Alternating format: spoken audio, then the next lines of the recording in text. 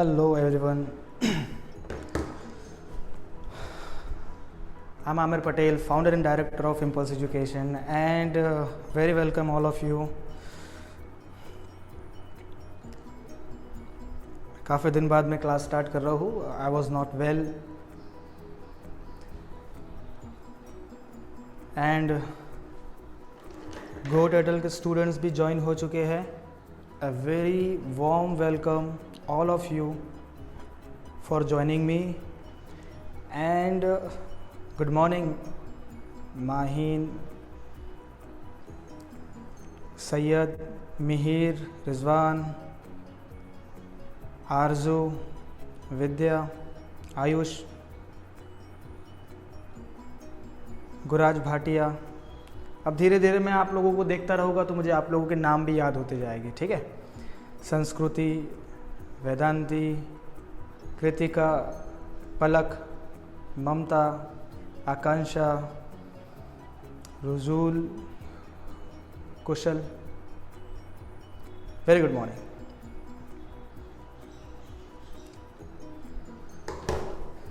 तो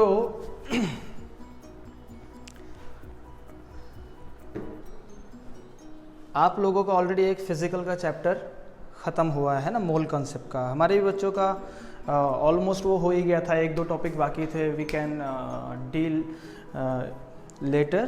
बट मुझे ऐसा लगता है कि अब हमें एक बेहतरीन लेवल पे ऑर्गेनिक शुरू करना चाहिए, है ना, एंड आप लोगों को मज़ा भी आएगा. सो शैल आई स्टार्ट द टॉपिक.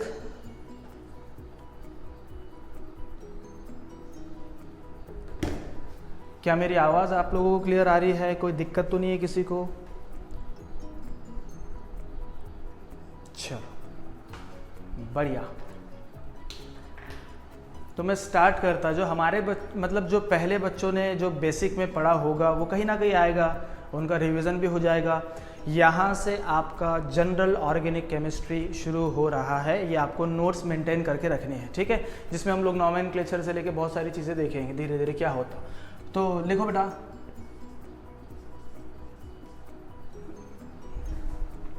उसमें लिखो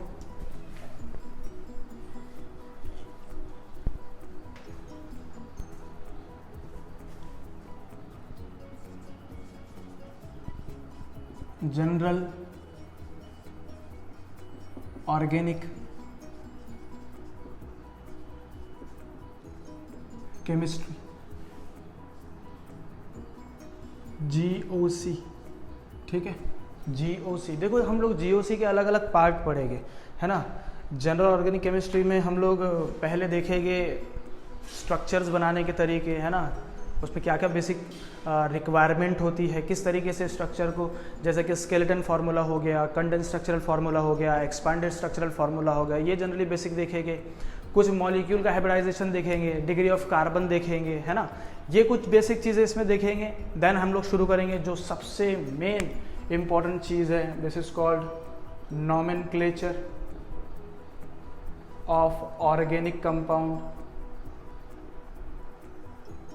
नॉमेनक्लेचर्स ऑफ ऑर्गेनिक कंपाउंड्स, ठीक है ना. फिर ये देखेंगे हम लोग डिटेल में सारे ऑर्गेनिक कंपाउंड का एक साथ. हाँ, ऐसा नहीं कि हम लोग अल्केन का चैप्टर पढ़ेंगे तो अल्केन पढ़ लेंगे, फिर अल्कीन शुरू होगा 10-15 दिन बाद तो फिर अल्कीन का नॉमेनक्लेचर, फिर उसके 8-10 दिन बाद अल्काइन का चालू होगा तो फिर अल्काइन पढ़ेंगे, फिर उसके 20 दिन बाद अगर अल्कोहल चालू हो रहा तो अल्कोहल का नॉमेनक्लेचर. ऐसा नहीं करेंगे हम लोग. पूरे केमिस्ट्री का, पूरे आपके सिलेबस केमिस्ट्री के ऑर्गेनिक मॉलिक्यूल के नाम जो होंगे वो हम एक साथ पढ़ेंगे कि जब हम लोग आगे बढ़ेंगे तो हम लोगों को बहुत आसानी होनी चाहिए.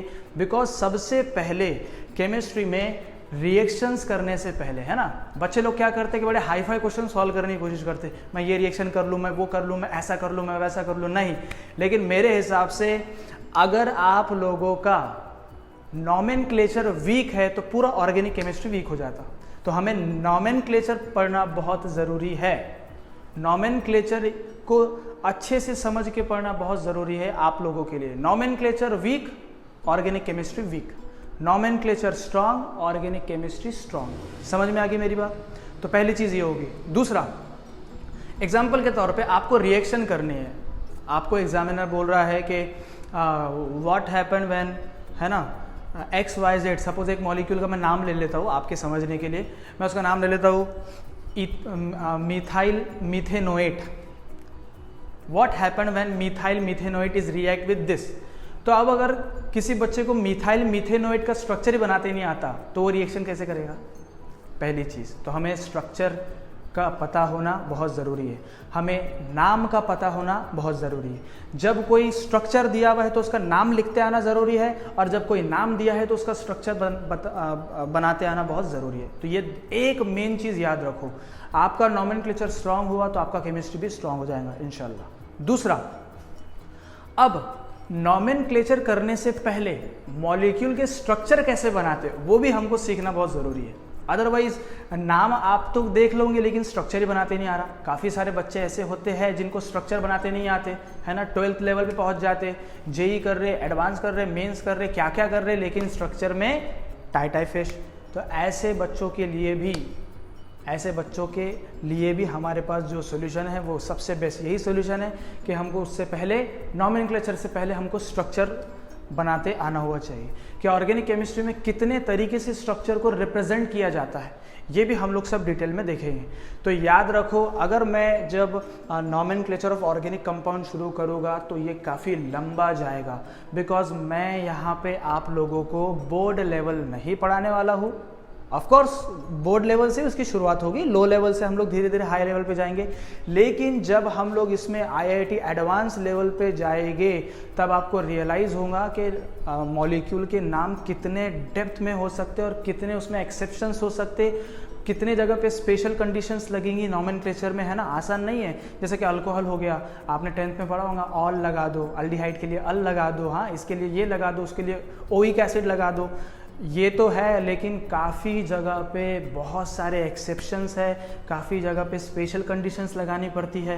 वो स्पेशल कंडीशन कब लगानी पड़ती है ये सब मैं आपको डिटेल में बताऊंगा। तो इसीलिए अपना नोट प्रिपरेशन अभी से शुरू कर दे। Now let me check your comment and okay, video भी क्लियर है, एवरीथिंग इज क्लियर, बहुत बढ़िया। चलो अब हम लोग शुरू करते हैं टॉपिक, है ना। देखो बच्चों, ध्यान देना सब मेरी बात पे। जो ऑर्गेनिक का टर्म है, ऑर्गेनिक का टर्म सबसे पहले यूज किया था बर्जेलियस नाम के साइंटिस्ट ने। आपने पढ़ा होगा ये मोल कंसेप्ट में, बर्जेलियस ने बताया था सबसे पहले कि equal volume of all gases at constant temperature and pressure contain the equal number of molecules. ये दिया था एवोगैड्रोस ने, लेकिन उसे मॉलिक्यूल्स का दिया था एवोगैड्रोस ने और बर्जेलियस ने दिया था एटम का। लेकिन अकॉर्डिंग टू दी वो थ्योरी पढ़ा होगा आपने, laws of conservation of mass वगैरह, atom neither be created nor be destroyed. तो बर्जेलियस की वो थ्योरी को कोलैप्स करके उसने मॉडिफाई किया था एवोगैड्रोस ने, एंड उसने मॉलिक्यूल का कंसेप्ट लेके आया था। तो याद रखो, जो बर्जेलियस ने ऑर्गेनिक का टर्म यूज किया था, the term organic was used. Organic molecule या ऑर्गेनिक टर्म बर्जेलियस ने यूज किया था according to vital force theory, now vital force theory क्या कहती है? वाइटल फोर्स थ्योरी ये कहती है कि भैया ऑर्गेनिक मॉलिक्यूल्स ऐसे मॉलिक्यूल्स होंगे जो कि लिविंग ऑर्गेनिज्म से डिराइव हो, जैसे कि प्लांट्स हो गया, एनिमल्स हो गया, है ना। तो लिविंग ऑर्गेनिज्म से डिराइव होने वाले मॉलिक्यूल्स को उसने नाम दिया था ऑर्गेनिक, और उसने कहा था कि जो भी अर्थ क्रस्ट से निकलेंगे उसे हम लोग कहेंगे इनऑर्गेनिक मॉलिक्यूल। और एक और स्टेटमेंट दिया था कि organic molecules can never be synthesised by inorganic molecules in lab. तो यार ये तो बड़ा स्टेटमेंट दे दिया। हाँ, बर्जेलियस उस टाइम का इतना बड़ा साइंटिस्ट, है ना। हमारे एरिया में होता ना थोड़ा एक बड़ा, अगर एरिया छोड़ो हमारे घर में ही ले लो, हमारे घर में अगर दादा है और जिनका हुक्म चलता है ना, और अगर हमारे दादा ने कुछ स्टेटमेंट दे दिए तो पूरा घर उसको फॉलो कर लेता है नहीं। हालांकि कुछ लोगों को पता रहेगा कि दादा इज रॉन्ग, है ना, लेकिन फिर भी वेटेज होता है कि नहीं दादा ने कहा। या फॉर एग्जाम्पल अगर कोई स्टेटमेंट हमारे सिटी में है जो बहुत बड़ा पॉलिटिशियन है, अगर वो स्टेटमेंट दे रहा है तो उसकी बात का इंपॉर्टेंस होता है। अगर कोई शाहरुख खान बोल रहा है तो लोग सुनेंगे, या क्यों क्यों क्यों सुनेंगे? क्योंकि शाहरुख खान कह रहा है, बिल गेट कह रहा है, हाँ मार्क जुकरबर्ग कह रहा है, तो लोग सुनेंगे। क्यों? क्योंकि उसकी इंपॉर्टेंस है, क्योंकि उन लोगों की क्या है? इंपॉर्टेंस है। तो उसी तरीके से बर्जेलियस का वहां पे बहुत बड़ा वेटेज था, बहुत बड़ा साइंटिस्ट था, और बर्जेलियस ने कह दिया था कि organic molecule can never be synthesise in laboratory bye inorganic molecule. चलो भाई एक और बार बता देता हूं मैं इसको हिंदी में कि ऑर्गेनिक मॉलिक्यूल को इनऑर्गेनिक मॉलिक्यूल से नहीं बना सकते लैब में। ये स्टेटमेंट दे दिया, सारी दुनिया चुप कि ठीक है बर्जेलियस ने स्टेटमेंट दिया है। अब ये स्टेटमेंट देने के बाद एक साइंटिस्ट था जिसका नाम था एफ वोलर। इस साइंटिस्ट का नाम, वोलर ने क्या किया? वोलर लैब में गया, NH4CNO, इसका नाम है अमोनियम साइनेट। अमोनियम साइनेट को उसने हीट किया तो उसको एक प्रोडक्ट मिला जिसका नाम था यूरिया। क्या मिला? प्रोडक्ट, उसका नाम था यूरिया। यूरिया का स्ट्रक्चर है NH2C+O NH2। लेकिन जब उसने इस पे स्टडी किया तो यूरिया क्या था? Urea was organic molecule. Urea क्या था? ऑर्गेनिक मॉलिक्यूल था, और जो अमोनियम साइनेट था वो था इनऑर्गेनिक मॉलिक्यूल। क्या था भैया? इनऑर्गेनिक मॉलिक्यूल था। तो क्या वोलर ने वाइटल फोर्स थ्योरी को कोलैप्स करवा दिया? क्योंकि वाइटल फोर्स थ्योरी ने क्या कहा था कि organic molecules can never be synthesise in lab by inorganic molecule. लेकिन वोलर ने कह दिया देखो भैया मैंने ऑर्गेनिक मॉलिक्यूल बनाया इनऑर्गेनिक मॉलिक्यूल से और लैब में बनाया। सो वोलर की वजह से वाइटल फोर्स थ्योरी कोलैप्स्ड हो गई। क्या इतनी चीज मेरी समझ में आ गई आपको? कमेंट करना है ना? बढ़िया। तो ये जो उसकी थ्योरी कोलैप्स हुई, तो अब मुझे एक बात बताओ, ऑर्गेनिक का जो टर्म था वो लिविंग से आया, है ना? लिविंग से ऑर्गेनिक का टर्म आया। तो अब इस थ्योरी के कोलैप्स होने के बाद जो ऑर्गेनिक के नाम का मतलब है, क्या वो बाकी है? The significance of name behind the organic was lost. What is the meaning of the organic? और what was the meaning of the organic? Living, जिसमें जान हो, है ना? और उसने क्या कहा था कि भैया ऑर्गेनिक मॉलिक्यूल्स वो जो लिविंग ऑर्गेनिज्म से डिराइव हो। तो क्या यूरिया लिविंग ऑर्गेनिज्म से डिराइव हुआ? क्या यूरिया में जान है? नहीं है। लेकिन still we are using the term organic. Organic का मतलब लिविंग है, लेकिन यहां पे उसका मतलब लिविंग नहीं हो रहा। The significance of name behind the name is lost. Why? Because ये जो हम लोग अभी भी नाम ले रहे हैं is just due to the trend. ये जो ट्रेंड चलते हुए आ गया है ना, उसी की वजह से अभी भी हम लोग ऑर्गेनिक मॉलिक्यूल्स बोल रहे हैं। तो according to the modern definition, the organic chemistry और ऑर्गेनिक मॉलिक्यूल, तो ऑर्गेनिक मॉलिक्यूल ऐसे मॉलिक्यूल नहीं होते जो कि लिविंग ऑर्गेनिज्म से डिराइव हो। ऑर्गेनिक मॉलिक्यूल्स को कहीं से भी डिराइव हो सकते, वो नॉन लिविंग से भी डिराइव हो सकते, इनऑर्गेनिक से भी डिराइव हो सकते, कहीं से भी ऑर्गेनिक मॉलिक्यूल डिराइव हो सकते हैं, बन सकते हैं। और जो हाइड्रोकार्बन्स एंड जो उसके डेरिवेटिव्स होंगे, इसी को अभी मॉडर्न डे में ऑर्गेनिक मॉलिक्यूल्स कहा जाता है, ना कि लिविंग ऑर्गेनिज्म से डिराइव होने वाले। बात समझ में आ गई? जैसे कि मेरा नाम है आमिर, आमिर का मतलब होता है लीडर, है ना? सपोज अगर मुझ में लीडरशिप क्वालिटी नहीं है तो आप बोलोगे सर में नाम के जैसे गुण नहीं है ना, नाम के जैसे मतलब ही नहीं है। तो हम बोल रहे हैं urea is the organic molecule. अरे यूरिया ऑर्गेनिक है तो लेकिन क्या यूरिया जीवित है? क्या वो भागता दौड़ता है? नहीं है। तो ऑर्गेनिक का टर्म यूज हो रहा है, लेकिन उसका सिग्निफिकेंस बाकी नहीं रहा। मेरी बात क्लियर हो गई है? पक्का? बढ़िया, वेरी गुड। ओह माशाल्लाह, बहुत ज़बरदस्त कमेंट करते हो यार आप लोग तो। बढ़िया। अबीरा, तीना, बहुत सारे बच्चे कमेंट्स कर रहे हैं, बहुत ही ज़बरदस्त, मज़ा आ गया। तो ये एक चीज़ होगी बेटा ऑर्गेनिक के बारे में। तो हम लोग ऐसा लिख सकते यहाँ पे कि जो आप भी साथ साथ में लिख लो मेरे। The term organic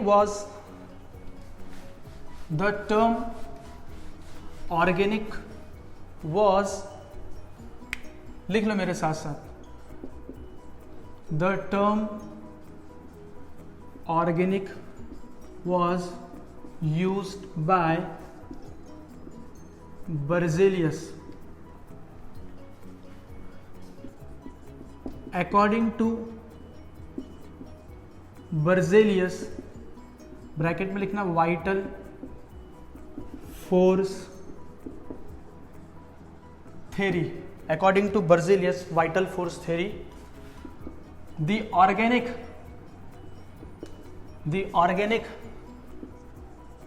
molecules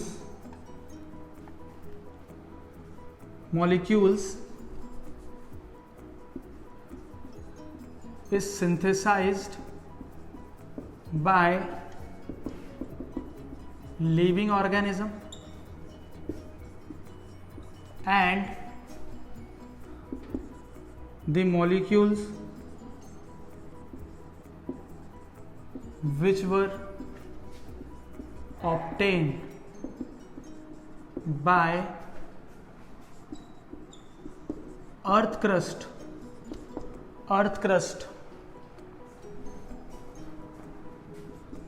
called inorganic molecules.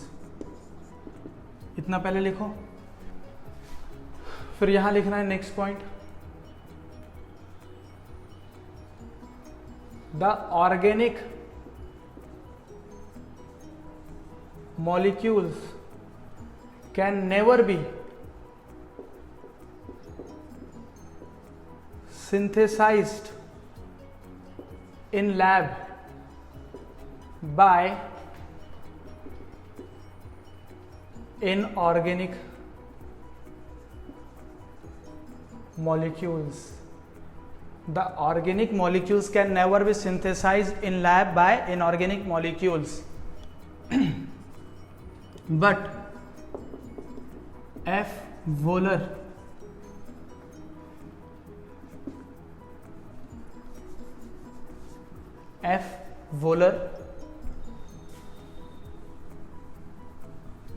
इसको ऐसा लिखो सेंटेंस को, but urea was synthesized in lab by inorganic molecule, है ना, urea was synthesized in lab by inorganic molecules. Bracket में लिखना साइंटिस्ट का नाम एफ वोलर ने दिया था, ठीक है।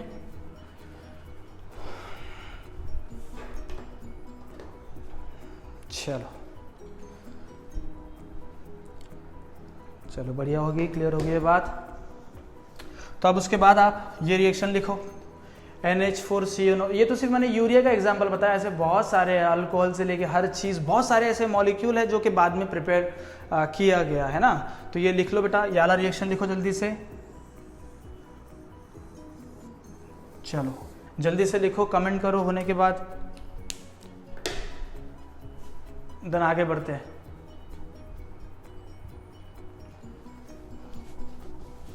तो याद रखना बेटा, ऑर्गेनिक का सिग्निफिकेंस बाकी नहीं है।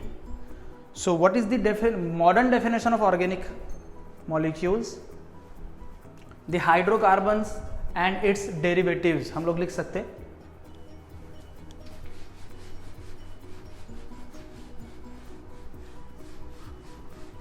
the hydrocarbons and its derivatives, ठीक है। तो बेटा याद रखना, जो ऑर्गेनिक मॉलिक्यूल्स होते हैं ना, बहुत नंबर्स में बनते हैं, वो बहुत ज़्यादा नंबर्स में। एग्जाम्पल के तौर पे मैं आपको बताना चाहूँगा कि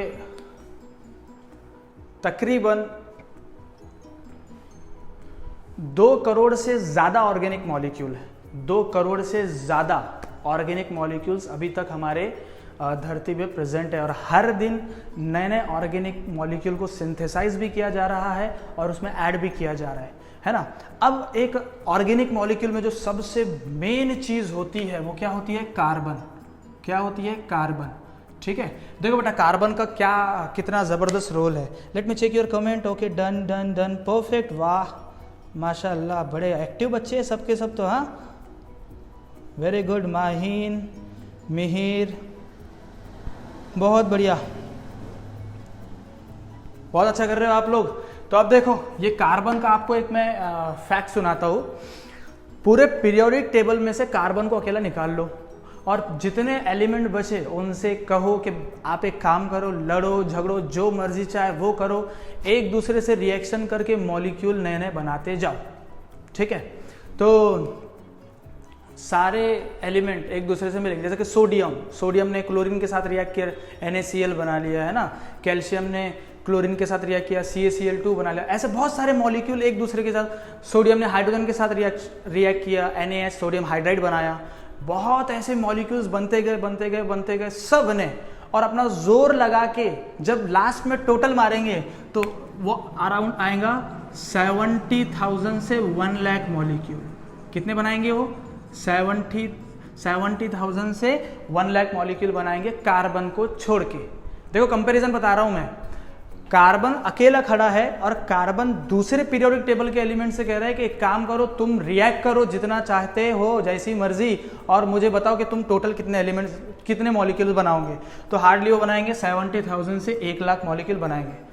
अब ये सारे के सारे एलिमेंट पीरियोडिक टेबल के 118 में से बेचारा कार्बन तो निकला था ना, 117 एलिमेंट। अब बोलेंगे बेटा कार्बन अब तुम बताओ तुम कितने मॉलिक्यूल बनाएंगे। तो कार्बन उनको जो जवाब देता, जरा ध्यान से सुनना, अकेला कार्बन 20 मिलियन ऑर्गेनिक कंपाउंड्स बनाता। अकेला कार्बन कितने, 20 मिलियन, मतलब 2 करोड़, एटलीस्ट 2 करोड़ मॉलिक्यूल अकेला कार्बन बनाता, और पूरे पीरियोडिक टेबल के एलिमेंट 1 लाख तक के बनाएंगे। So this is the power of carbon atom, power of carbon atom. इसीलिए ऑर्गेनिक केमिस्ट्री में कार्बन का इंपॉर्टेंस क्या है, बहुत है। बढ़िया, परफेक्ट, 20 मिलियन। हाँ, तो ये बेटा जो चीज है ये आपको याद रखनी है। ठीक है, now give the next heading, give the next heading, representation of organic molecules, representation of organic molecules.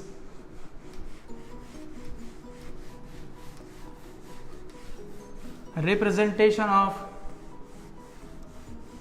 organic molecules.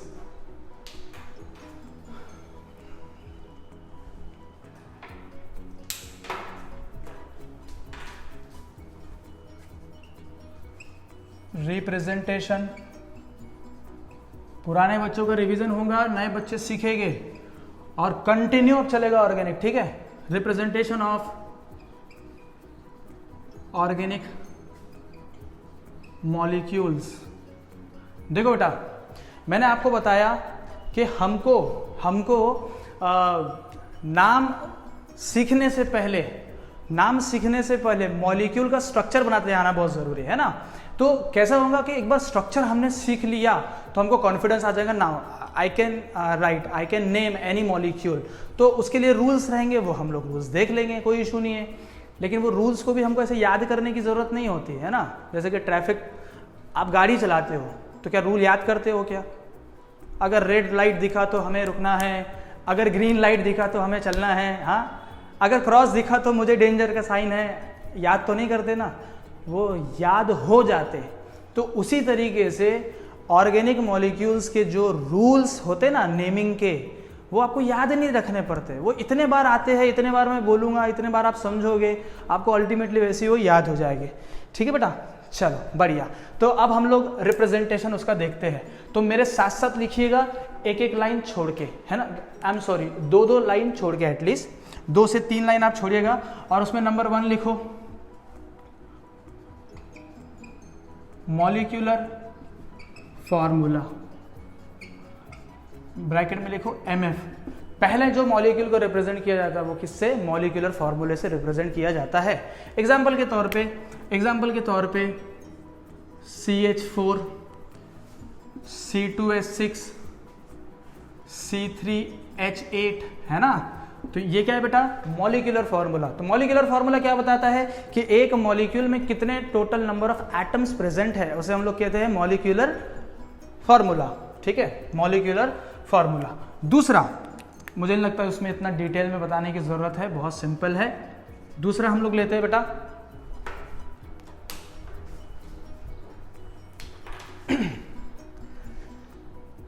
Okay, दूसरा लेंगे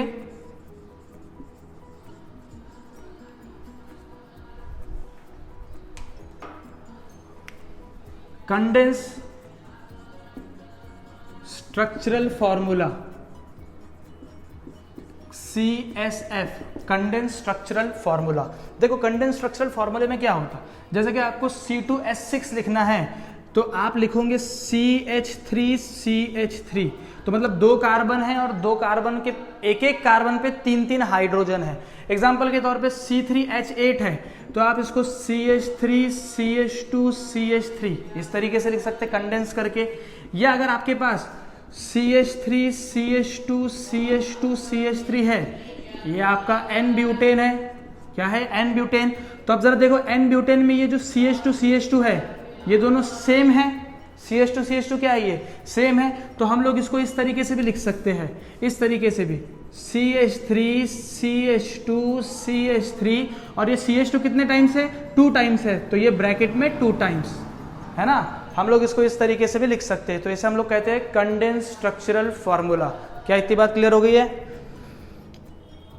जल्दी कमेंट्स आने चाहिए, बहुत नोट करो।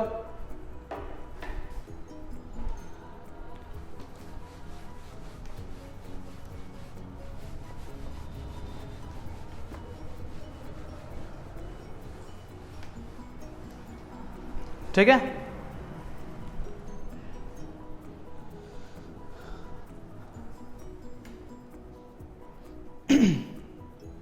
चलो नंबर 3, एक्सपांडेड। नेक्स्ट लिखो एक्सपांडेड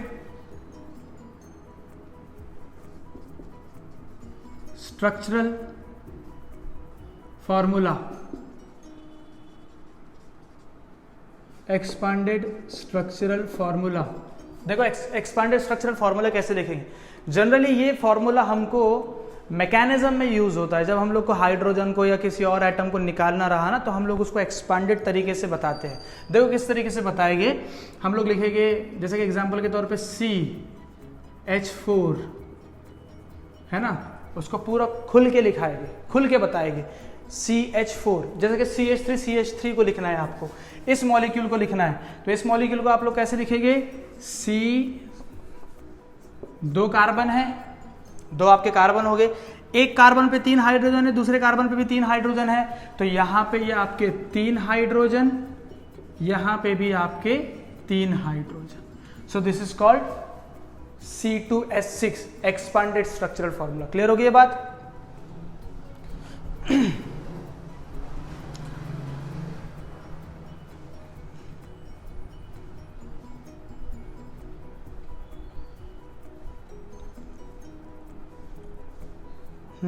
हो गया है।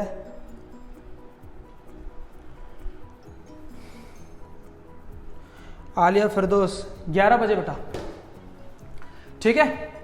एक्सपांडेड स्ट्रक्चरल फॉर्मूला हो गया, clear, very good. Now number 4th, इसको थोड़ा अच्छे से समझना है। नंबर 4th को थोड़ा अच्छे से समझना है बेटा। लिखो bond line formula, bond line formula.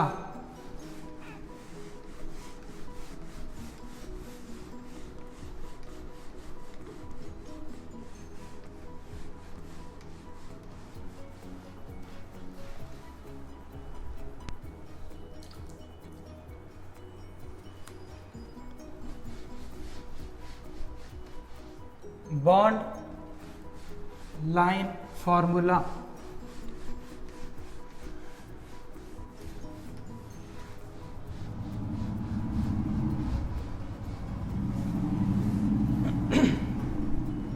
देखो,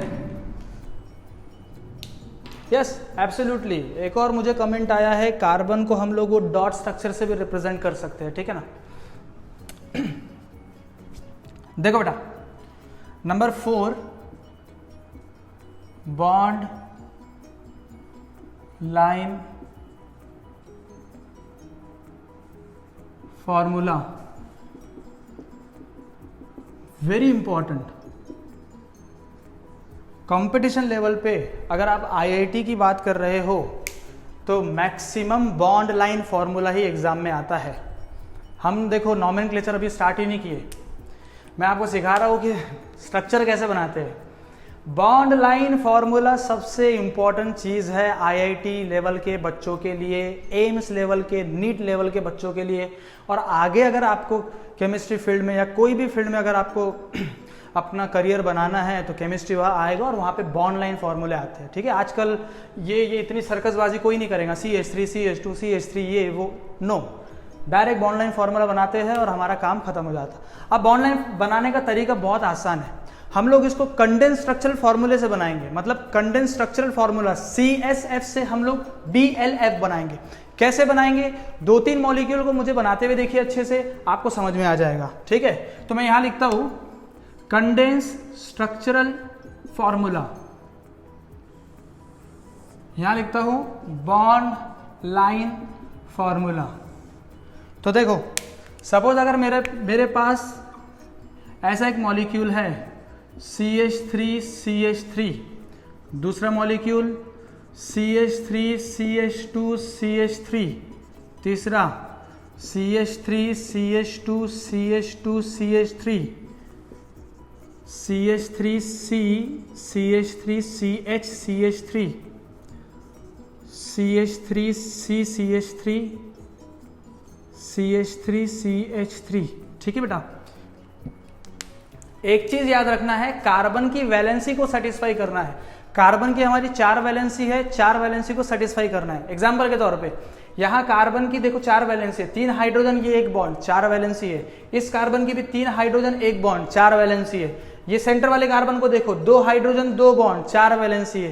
तो अल्टीमेटली हमको कार्बन की वैलेंसी 4 सेटिस्फाई करना है। सपोज अगर कार्बन की 4 वैलेंसी सेटिस्फाई नहीं है तो कार्बन पे चार्ज आ जाएगा, या तो उस पर नेगेटिव चार्ज आएगा, या तो उस पर पॉजिटिव चार्ज आएगा, या तो उस पर डॉट आएगा, ठीक है। ये तीनों में से कोई एक उस पर डेवलप हो जाएगा अगर कार्बन की वैलेंसी कम हुई तो, ठीक है। अदरवाइज 4 वैलेंसी हमको बताना है। अब देखो 4 वैलेंसी हम लोग किस तरीके से बताएंगे। कंडेंस स्ट्रक्चरल फॉर्मूले से हम लोग बनाएंगे BLF। तो देखो 2 कार्बन है, ये पहला, ये दूसरा, ये बन गया इथेन। क्या बन गया? इथेन। यहां पे कितने कार्बन है? 1 2 3 कार्बन है। तो 3 कार्बन का कैसे करेंगे? 1 2 3 जिगजैग मैनर में बनाना है। क्या करना है? जिगजैग मैनर में बनाना है। 1 2 3। इसमें एक और कंसेप्ट देता हूं, ध्यान से सुनना और इसको हमेशा दिमाग में रखना। ये जो जिगजैग बन रहा है उसके बीच में एक खाली जगह होती है। देखो ये खाली जगह आपको नजर आ रही है, इस खाली जगह को हम लोग बोलते हैं कैविटी। क्या कहते हैं हम लोग इसे? कैविटी कहते हैं। इस खाली जगह को हम लोग क्या कहते हैं? कैविटी कहते हैं। चलो अब इस पे आते हैं। How many carbon? 1 2 3 4 कार्बन है। तो 4 कार्बन कैसे करेंगे? ये हमने पेन रखे, 1 2 3 4। How many cavities in this molecule? Tell me, how many cavities in this molecule? Tell मी।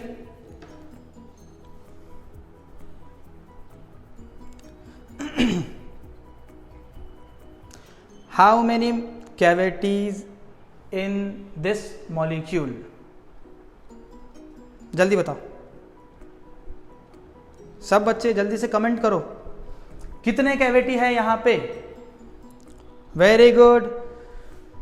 गुराज भाटिया का कमेंट आया है सबसे पहले, आरजू का भी आया है, वेरी स्मार्ट। हाँ क्या होगा? एक सबसे पहले ये एक कैविटी है, दूसरी ये एक कैविटी है। Now according to the rule, according to the molecules rule, cavity के अंदर कोई भी एटम और ग्रुप हैंग नहीं करना चाहिए। जैसे कि अभी जैसे कि यहाँ पे ब्रांच आ गया ना, एक ऊपर CH3 ग्रुप है, तो हमें कैविटी के अंदर लाना नहीं है। अगर आप लेके भी आते हो तो गलत नहीं है, वो आपके मार्क्स नहीं कटेंगे, हायर लेवल पे वो कंसेप्ट लगते हैं, इसलिए मैं आपको बता रहा हूँ। जब हम लोग मॉलिक्यूल का 3D स्ट्रक्चर बनाएंगे तो वहाँ हमें इस बात का ख्याल रखना पड़ता है। एनीवे, यहाँ पे कितने स्ट्रेट में देखो, स्ट्रेट में कितने कार्बन है, 1 2 3 स्ट्रेट में है, तो 1 2 3 ये हो गया 3।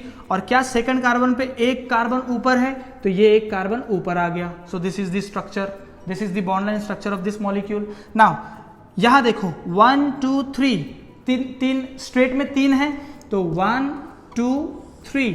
नाउ ये एक कार्बन ऊपर है, ये एक कार्बन ऊपर है, तो क्या मैं इस मॉलिक्यूल को ऐसा बनाऊं या ऐसा बनाऊं? बताओ, which one is correct, which one is correct, tell me, which one is correct, tell me fast.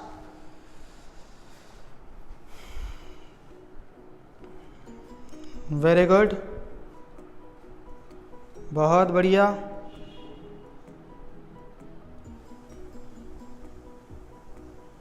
Second one Arzoo, very good.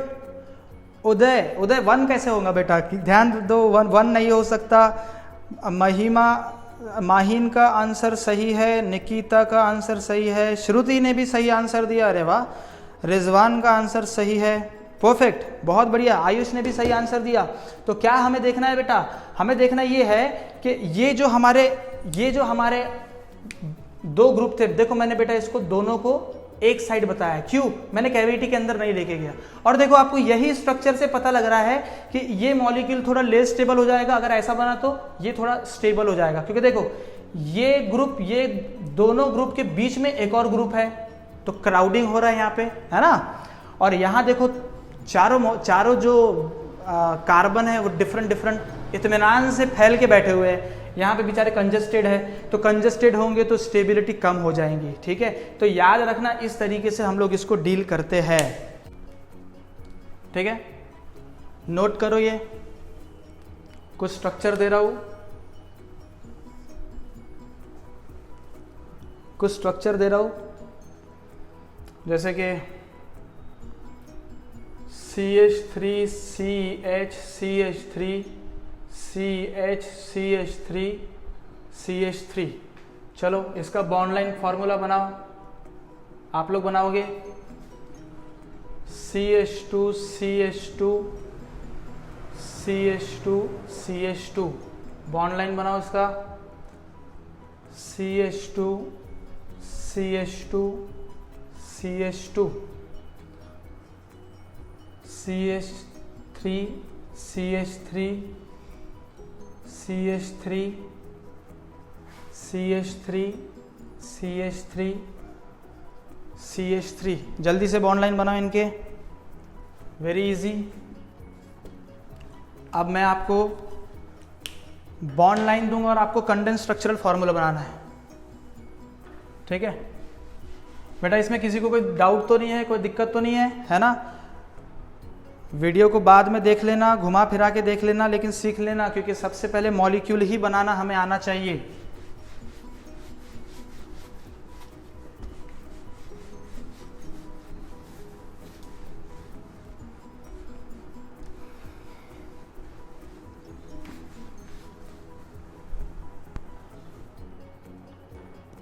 चल, अब मैं यहां लिख रहा हूं bond line formula, condense structural formula, ये आपको बनाना है, ठीक है। मैं बहुत सारे अभी बॉन्ड लाइन फॉर्मूले दूंगा, आप लोग मुझे कंडेंस स्ट्रक्चरल फॉर्मूले बना के बताओगे। 2 से 3 मॉलिक्यूल का मैं खुद बनाऊंगा, बाकी का आप लोग बनाओगे घर से, ठीक है बच्चा। तो देखो, सबसे पहला ये एक मॉलिक्यूल हो गया। चलो स्वास्तिक का बनाना है, स्वास्तिक का आप लोग बना के बताओगे मुझे, ठीक है। चलो इसका मुझे बना के बताओ, क्रॉस, बढ़िया।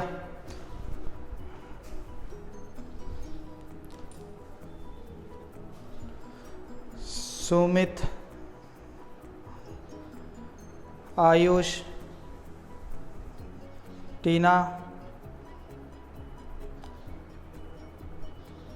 चेतना, आकांक्षा, है ना। चलो कोई दिक्कत तो नहीं है ना किसी को? क्या आपके ये स्ट्रक्चर बन गए बेटा?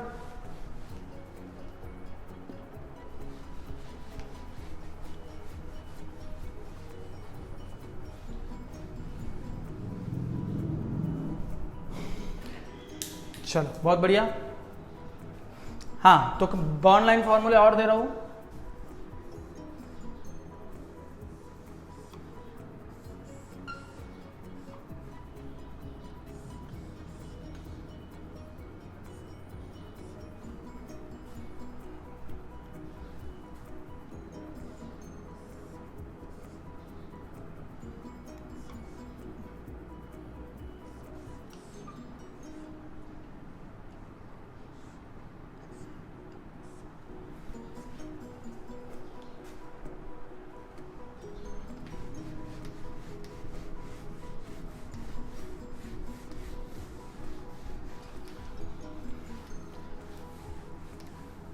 मैंने आपको बॉन्ड लाइन फॉर्मूला दिया है, आप लोग को मुझे कंडेंस स्ट्रक्चरल फॉर्मूला बना के बताना है।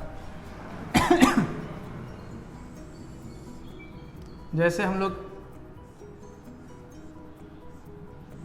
ये ऐसा मॉलिक्यूल भी ले, ये सब मॉलिक्यूल है। एंड डोंट वरी, ये जितने भी स्ट्रक्चर हम लोग बना रहे हैं इन सब के नाम देखेंगे। ट्रस्ट में, जितने भी स्ट्रक्चर हम लोग ये बना रहे हैं मैं सबके नाम सिखा दूंगा आप लोगों को। ये सब के नाम, कितने भी हार्ड एंड स्ट्रक्चर आपको दिखने दो, सबके नाम हम लोग देखेंगे। एक और बनाता हूं मैं, क्रिसमस ट्री, इसका भी नाम हम लोग देखेंगे।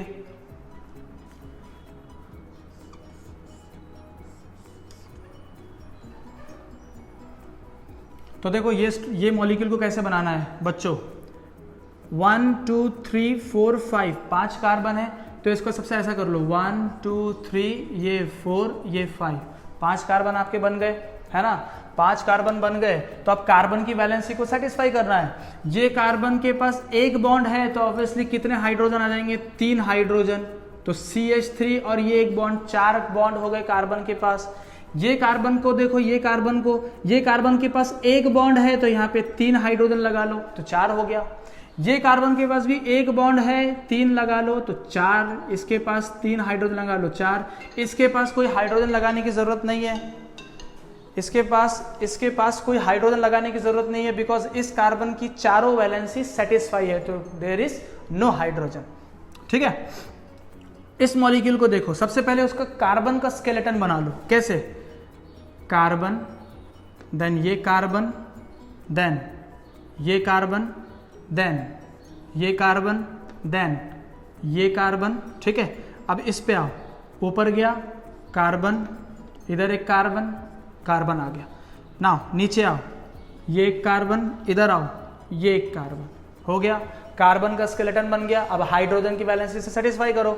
जैसे कि ये कार्बन के पास एक बॉन्ड है, तो 3 हाइड्रोजन, ये कार्बन के पास 2 बॉन्ड है, तो 2 हाइड्रोजन आ जाएंगे, तो 2 और 2 4 वैलेंसी सेटिस्फाई होगी। इसके पास कोई हाइड्रोजन की जरूरत नहीं है। यहाँ पे 2 हाइड्रोजन, यहाँ पे 3 हाइड्रोजन, यहाँ पे 2 हाइड्रोजन, यहाँ पे 3 हाइड्रोजन, यहाँ पे 2, यहाँ पे 3। तो क्या चीजें क्लियर हो गई है? कमेंट करो भैया।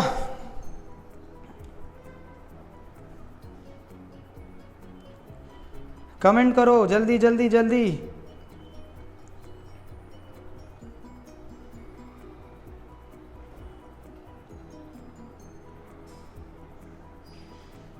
Very good.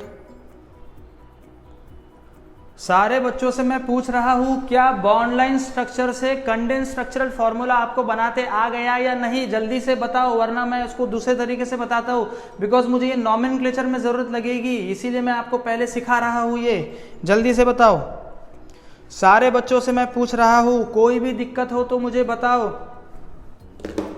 Very good.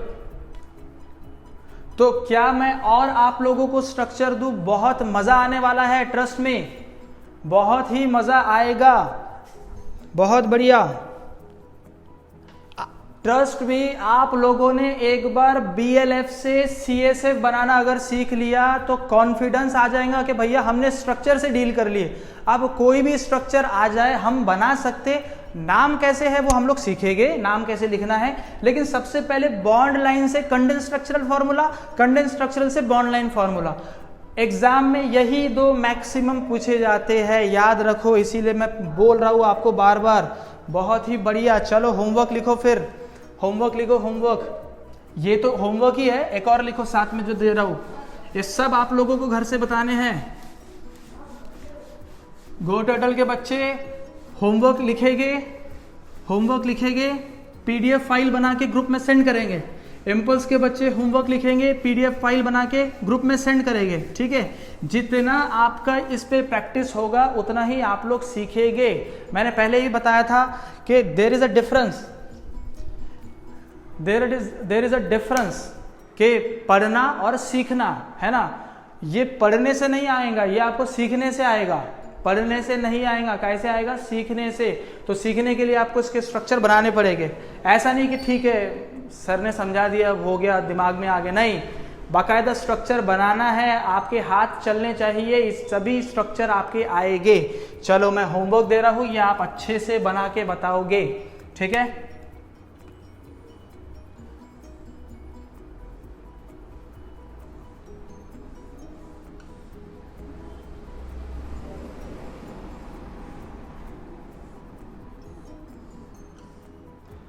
हर एक एज कार्बन है, जैसे कि ये एक कार्बन कार्बन कार्बन कार्बन, हर एक एज कार्बन है, ठीक है।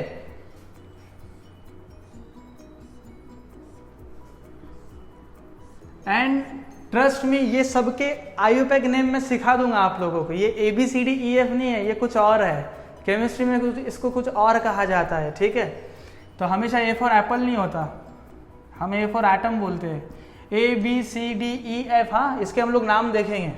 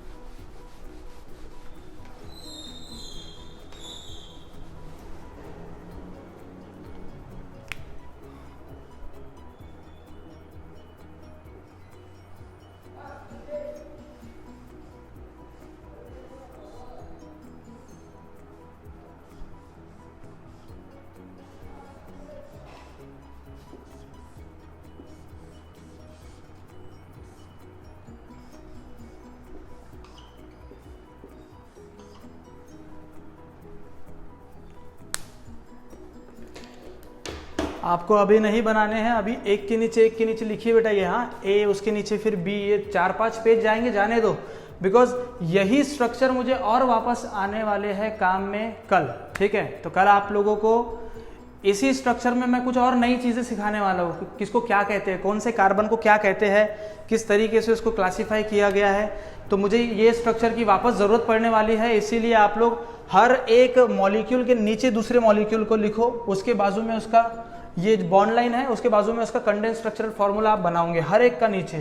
तो ये होमवर्क दिया, इससे पहले के होमवर्क दिया, क्या आप लोग अच्छे से बना लोगे भैया?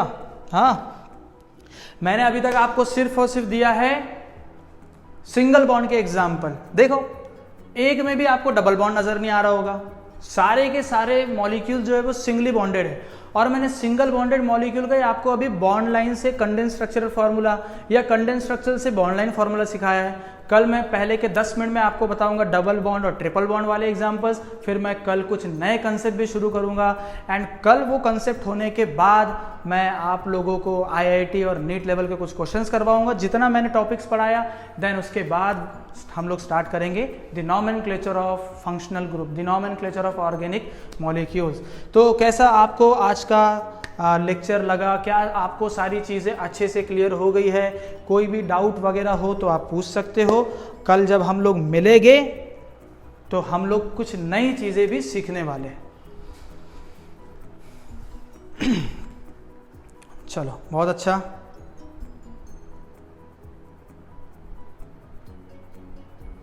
बहुत बढ़िया, बहुत ही बढ़िया, बहुत अच्छा लगा आप लोगों के आप लोगों के कमेंट देख के। बहुत ही बढ़िया, ज़बरदस्त कर रहे हो आप लोग। हम लोग कल देखेंगे बेटा, कल बहुत नई चीज़ें सीखने वाले हैं। एंड बाय द वे, जितना मैंने आज आपको होमवर्क दिया ना, मिनिमम 1 से 1.5 घंटा आपको लगेगा, है ना। एंड स्ट्रक्चर बेटा बना के देखना, स्ट्रक्चर बना के नहीं देखोगे मज़ा नहीं आएगा। पूरी मेरी मेहनत भी चली गई और आप लोग की मेहनत भी चले जाएगी, ठीक है। स्ट्रक्चर बना के जब आप आपकी नोट्स देखो, कोई और आपकी नोट देखे तो लगना चाहिए कि नहीं आप लोगों ने बहुत तरीके से लिखा है। इसीलिए जो मेरा नोटबुक है वो अलग बनाए, जावेद सर का बुक अलग रखे, मेरा नोटबुक अलग रखे, दोनों की बुक मिक्स ना करे, ठीक है। मेरा ऑर्गेनिक का पोर्शन अलग है, सर का पोर्शन अलग है, तो हम दोनों को सेपरेट रखें और बाकायदा अच्छे से नोट्स को प्रिपेयर करें। So thank you so much for your cooperation, your patience, है ना। I hope you all are safe and stay healthy, stay blessed and stay at home. Jai Hind.